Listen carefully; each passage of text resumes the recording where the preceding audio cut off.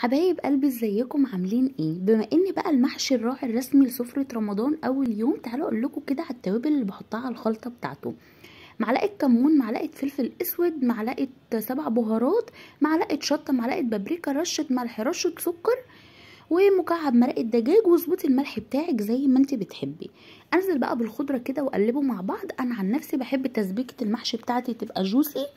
عايزه اقول لكم بقى على تركايه انا بعملها فيها. انا يا دوب بدي البصلايه تقليبه كده في الزيت، يعني ولا اكتر ولا اقل، وانزل بالطماطم على طول. تتسبك الطماطم بتاعتي لحد ما تبقى معايا يعني باللون اللي انتوا شايفينه حلو دوت. واهم حاجه ان الطماطم بتاعت المحشي تكون حمراء. نحط بقى الخضره بتاعتنا كده ونقلبها وتبقى معانا بالشكل الجميل اللي انتوا شايفينه دوت.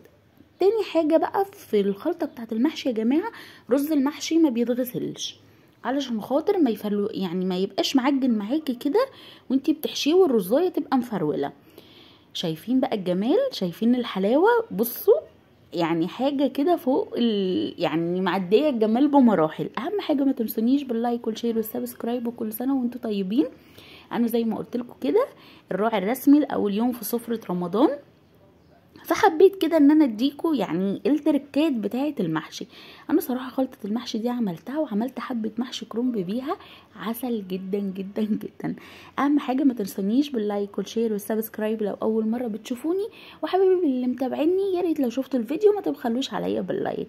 كل سنه وانتم طيبين كده مقدما. اللهم بلغنا رمضان لا فاقدين ولا مفقودين.